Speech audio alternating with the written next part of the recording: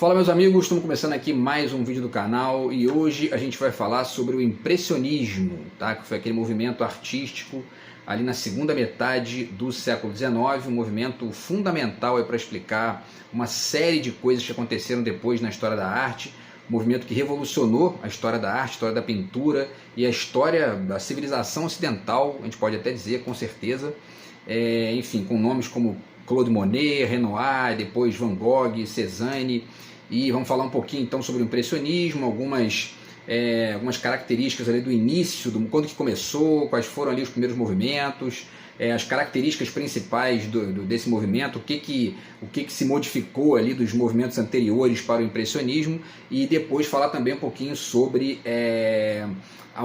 bastante coisa, né, que acabou sendo influenciada pelo impressionismo, tá? Porque, enfim, foi um movimento que influenciou vários outros movimentos ali no século XX, movimentos tanto artísticos quanto sociais, tá? E até mesmo cognitivos e tal da nossa sociedade ocidental. A gente vai falar um pouquinho sobre tudo isso aqui hoje, tá? Em comemoração a esses 150 anos aí do movimento do impressionismo, tá? Então, antes eu deixo para vocês aqui mais uma vez a dica do meu novo livro de poemas, está aqui do outro lado de cá. Quem quiser entrar em contato aí, o zap está na descrição do vídeo, a gente conversa a respeito, beleza? Então, tá aí a dica, certo? Do impressionismo, do meu livro aqui, tá? E aí, vamos falar do impressionismo então. O impressionismo está fazendo 150 anos, porque agora no dia 15, ou seja, anteontem, né, ou melhor, antes de anteontem, né, porque nós estamos no dia 18, antes de anteontem foi o aniversário da primeira exposição do impressionismo, tá? Agora, o primeiro quadro do impressionismo, tá? A primeira obra, né, considerada inaugural ali, é justamente essa aqui, tá? Que está na capa de um dos meus livros de poesia aqui, que é o A Quânticas Andam as Formas, meu primeiro livro de poemas. E esse quadro aqui, na verdade ele está espelhado aqui, está refletido, né? Mas enfim, é essa parte aqui de cima, tá? Com esse barco aqui, né? E o sol ali e tudo mais. Esse quadro se chama Impressão Nascer do Sol, do Claude Monet, e ele é do ano de 1872. Portanto, ele foi feito 2 anos antes dessa exposição, que é considerada ali o pontapé inicial do impressionismo, tá?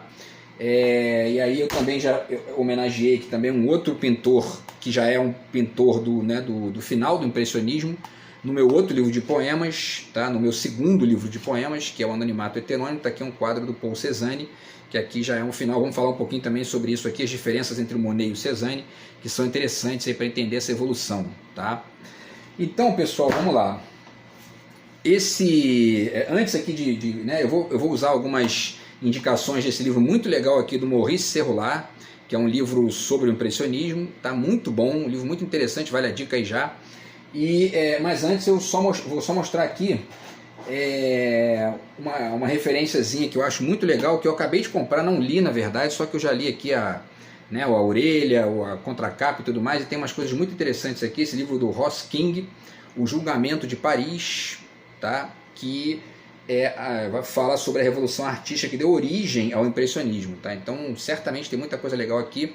O texto aqui de trás diz, né, na segunda metade do século XIX, uma revolução tomava forma nos estúdios de Paris. Em meio ao desprezo e escárnio do estabelecimento artístico francês, pintores exibiam as primeiras obras que fariam do impressionismo uma forma de arte mais popular da história.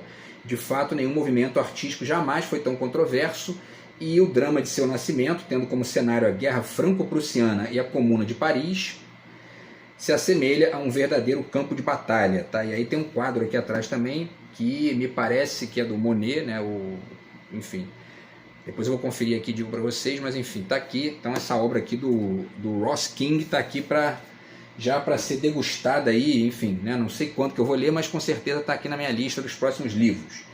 Então, pessoal, vamos falar aqui rapidamente de umas 3 ou 4 coisinhas aqui que estão apontadas, quer dizer, 3 coisas que estão apontadas pelo Maurice Serroulard aqui, e uma outra que é um acréscimo meu aqui também, né, nos estudos que eu tenho feito aí pela vida, e que eu acho interessante para poder explicar o processo de evolução do impressionismo, tá? Então, o primeiro ponto aqui que ele fala, na página 14, né, e 15, ele fala justamente do nascimento da palavra impressionismo, tá?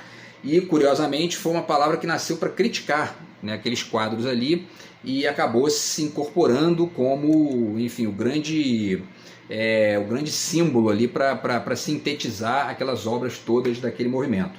Então ele diz aqui, né, conta a tradição que um obscuro jornalista chamado Louis Leroy estaria na origem da palavra impressionismo. A exposição dos impressionistas, tal foi, entre aspas, né, a exposição dos impressionistas, que é o título de um artigo que ele escreveu, tá? E ele dedicou esse artigo no Charivari, de 25 de abril de 1874, portanto ali 10 dias depois da exposição, a manifestação da Sociedade Cooperativa de Artistas, Pintores, Escultores, Gravadores, etc., organizada no ateliê do fotógrafo Nadar Boulevard de Cappuccini, 35 de 15 de abril a 15 de maio do mesmo ano. Foi exatamente essa exposição que inaugurou o impressionismo.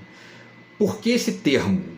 Inspirou-se no título de uma das telas expostas por Claude Monet, Impression Soleil Levant, que é a impressão Sol Nascente, que está no Museu Marmottan em Paris, evocação do porto do Havre, envolto na neblina matinal. Mostrei para vocês aqui agora a capa de um dos meus livros aqui. E aí, segundo Louis Leroy, a palavra impressionistas só servia para marcar melhor o desdém que dedicava a esses artistas que abandonavam os meios de expressão tradicionais da pintura a fim de traduzir melhor suas impressões visuais. De fato, não era a primeira vez que impressionismo, essa palavra, né, era empregada para designar essa nova maneira de pintar. Já tinha textos anteriores de um cara chamado Antonin Proust, consagrados ao Edouard Manet e publicados em La Revue Blanchet. Foi estudado por Louis de Millet, que aí encontrou essa frase deveras interessante, abre aspas, a expressão impressionismo não se inspirou, como escreveu M. Benedict, num quadro de Claude Monet exposto com o título de Impression, mas nasceu em nossas discussões de 1858. Quer dizer, então há toda uma controvérsia aí nesse texto aqui, né, do Louis Leroy e outras versões aqui também que dizem que o termo, na verdade, é anterior. E aí, pessoal, uma outra questão aqui para poder finalizar aqui essa explicação inicial, aonde está aqui? Sim, na página 48 ele fala justamente dessa primeira exposição que aconteceu entre 15 de abril e 15 de maio de 1874.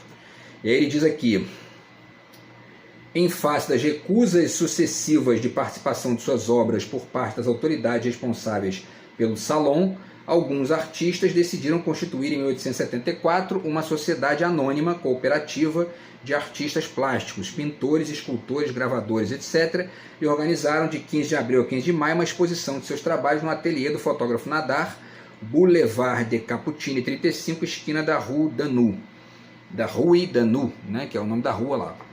Participavam dessa manifestação 30 artistas, expondo um total de 165 obras.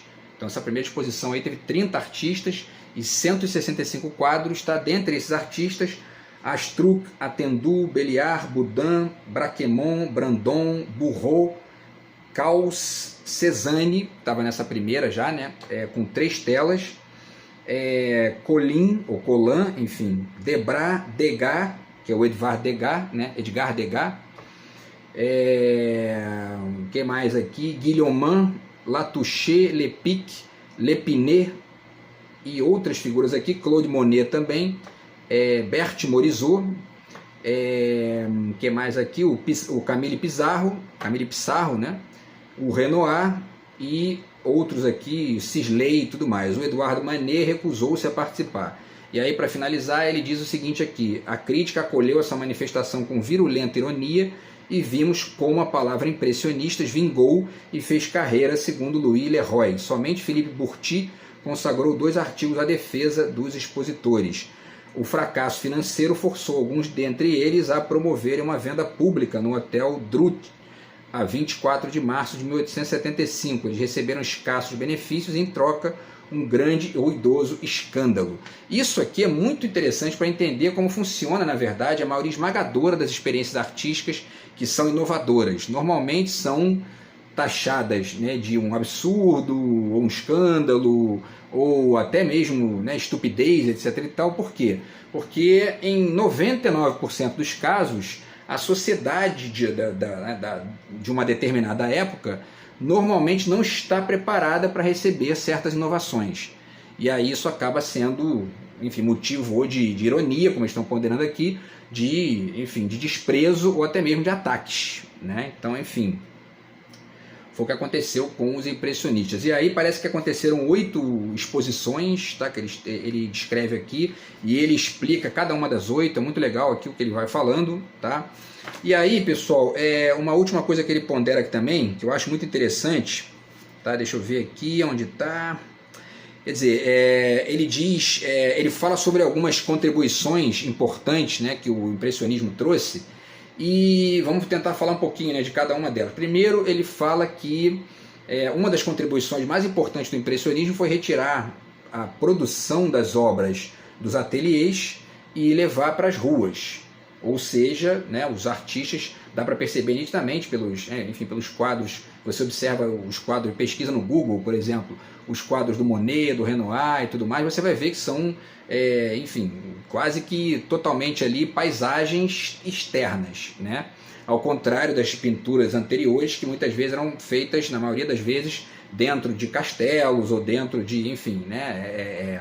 Eram obras feitas normalmente dentro de ambientes do ateliê, aquela coisa fechada, e os impressionistas levaram essa coisa do trabalho ali da produção das pinturas para a rua e começaram a produzir paisagens, né, a partir das suas próprias perspectivas, tá?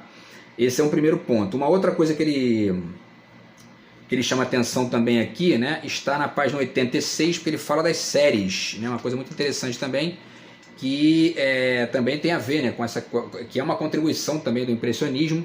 Ele fala o seguinte aqui, sobretudo a partir de 1874 que a obra de Degas vai começar a se distribuir em séries, né? E aí começa a falar de séries.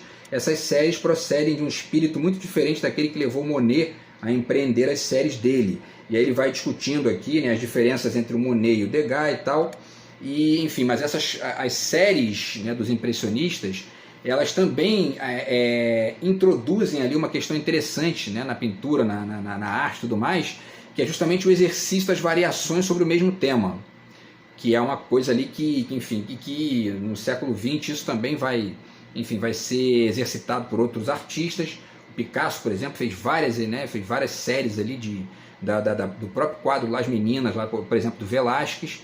Então, enfim, essa ideia da série é interessante porque, né, o quadro ele aparentemente é tido como uma singularidade, como uma obra-prima, né, como uma coisa única.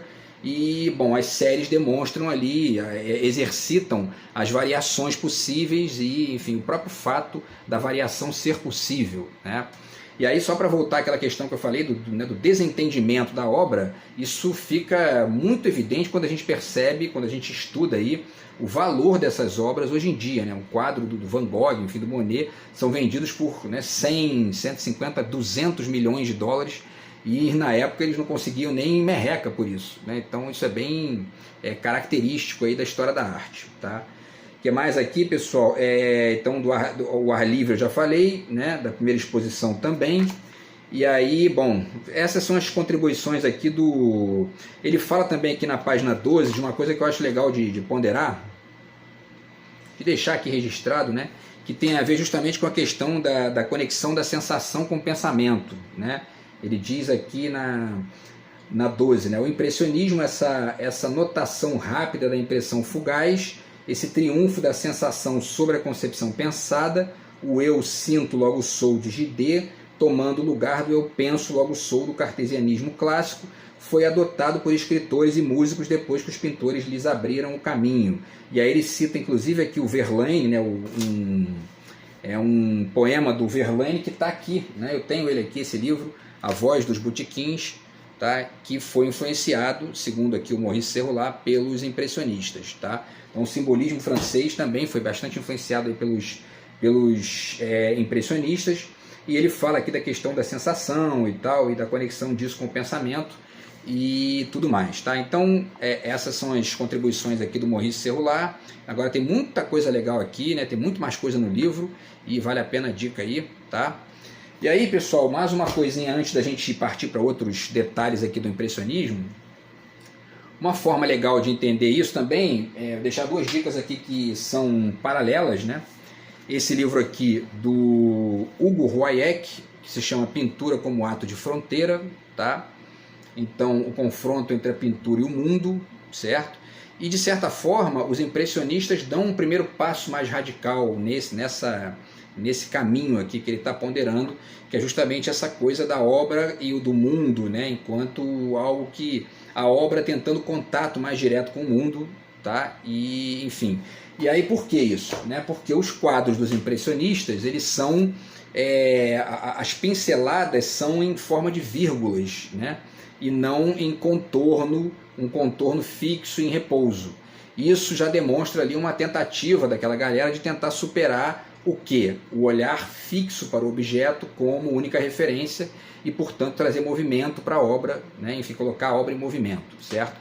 E aí a gente pode perceber nitidamente que aquilo que são vírgulas, né, ou chuviscos, enfim, cada um, né, nomeia de um pingos e tal, cada um nomeia de um jeito, mas o que são vírgulas no Monet, no Renoir e etc., vai se transformando em algo mais radical quando chega nos pós-impressionistas, naquela galera do final do impressionismo que já está migrando para outras formas enfim, de produção, como por exemplo, né, as ondas do Van Gogh, né, que você percebe inclusive no quadro mais famoso dele, que é o, né, enfim, Noite Estrelada, você percebe nitidamente lá aquelas ondas, que já é uma movimentação mais radical do que os meros, né, as meras vírgulas, e as manchas do Cézanne, que também já são aí uma forma mais radical ainda de tentativa de contato da obra com o mundo.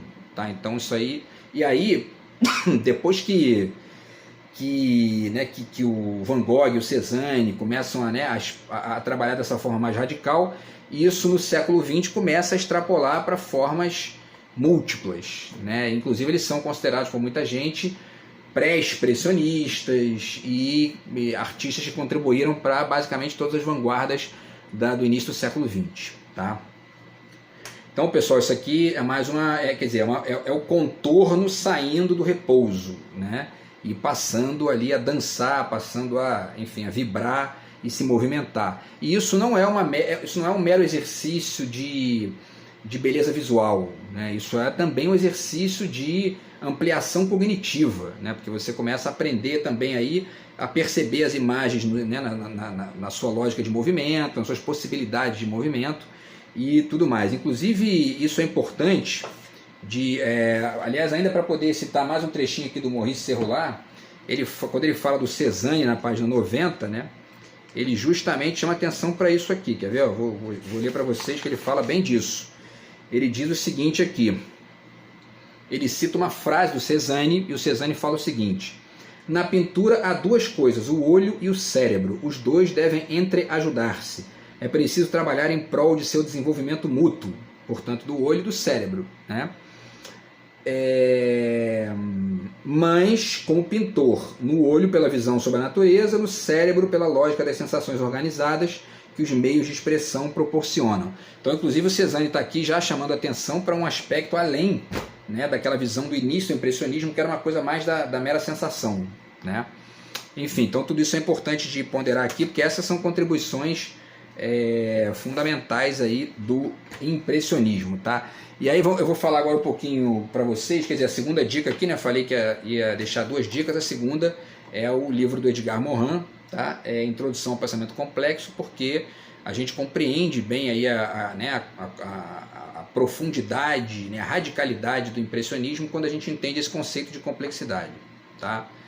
E aí, pessoal, eu vou falar um pouquinho agora algumas coisinhas rápidas aqui desse livro do Jonathan Crady, chamado Suspensões da Percepção, que também ajuda a entender aí legal uma grande parte dessas contribuições do impressionismo, tá? Não só as contribuições artísticas estritamente falando, mas as contribuições cognitivas e tudo mais, tá? Mas antes, só rapidamente aqui deixar com vocês mais algumas dicas. Por exemplo, né, essa coleção aqui da Abreu Coleções, né, Grandes Mestres. Então eu tenho algumas aqui do impressionismo, Monet, tá vendo aqui, ó, dá para perceber aqui, né, essa coisa dos chuviscos, né, enfim, certo? O que mais aqui? Esse aqui é um quadro do Renoir, tá? O que mais? Aqui o Degas, Edgar Degas, também aqui. E aí os últimos dois aqui, que são aqueles do final do impressionismo, já mesclando, né? Tá aqui o Van Gogh, não dá para perceber as ondas aqui que eu falei, né? Tá? Do Vincent Van Gogh, e o Paul Cézanne, tá? É o último aqui dos que eu tenho aqui do impressionismo e pós-impressionismo, tá? Então, pessoal, e aí algumas coisas interessantes aqui que eu acho legais de falar, que o Jonathan Crady, está aqui de novo, Suspensões da Percepção, tá? Ele fala umas coisas aqui que eu acho bem legais de ponderar com vocês, tá? Então, por exemplo, vamos lá, aqui ele fala, na verdade, das contribuições, né, do Manet, que é um pouquinho anterior ali, do Seurat e do Cézanne, certo? E aí ele está falando aqui, essa ideia de suspensão da percepção tem a ver com uma mudança de estatuto do olhar, né? Então eu falei agora há pouco aqui, resumindo, que o impressionismo exercita uma modificação do contorno como traço fixo para, né, uma movimentação da imagem. Então a imagem passa a ondular, e aí chega num ponto limite que vira mancha, né, que é o caso do Cézanne, e isso muita gente olha e fala estranha, né? Pô, caramba, isso aqui é praticamente um borrão, mas é um exercício ali justamente de tentar colocar esse traço fixo em crise para que não só a imagem, né, se apresente em novas formas e novas belezas, inclusive, mas também para poder eliminar a preguiça, tentar combater a preguiça do olhar, que acaba ficando muito viciado, né, na coisa fixa ali, unificada e reduzida, etc. e tal. E aí o Jonathan Crady fala, isso aqui ele chama de crise da percepção, tá na página 280, por exemplo, ele fala de crise, né, da crise da percepção, tá aqui, ó, na 280, vamos ver aqui, ele fala justamente isso, né, que a obra do Cézanne é uma das muitas daquela época que permitem diagnosticar uma crise na percepção, né, mas é também uma das respostas mais originais e implacáveis a essa crise, tá?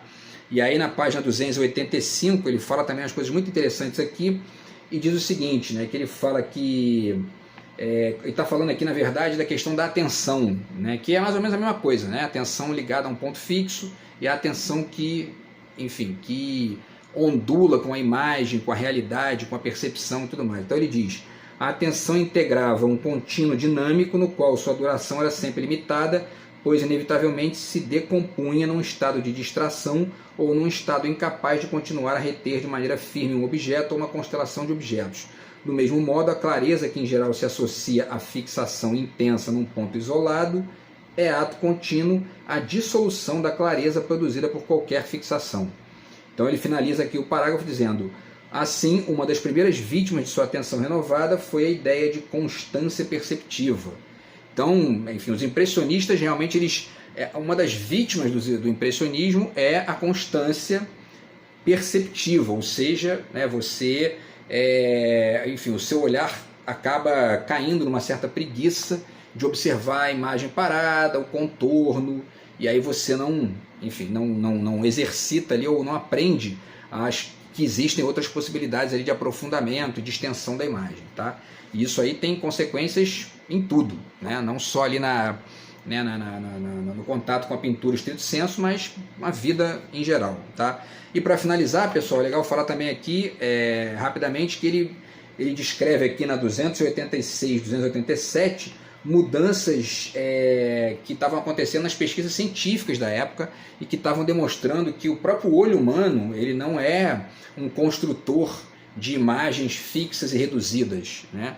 A gente, na verdade, tenta fixar a imagem, porque ele diz aqui que a fóvea, né, que a área central da retina é cheia de células fotorreceptoras, enquanto as áreas periféricas possuem uma distribuição muito esparsa, né? E aí ele diz que a periferia não capta certas partes da imagem, mas é muito sensível ao movimento, etc. e tal, e tudo isso acaba sendo muito interessante para poder entender, né, o tipo de contribuição ali, de complexidade que os impressionistas trouxeram. E aí ele fala que, para finalizar e tudo mais, que a imagem estável era uma aparência, né?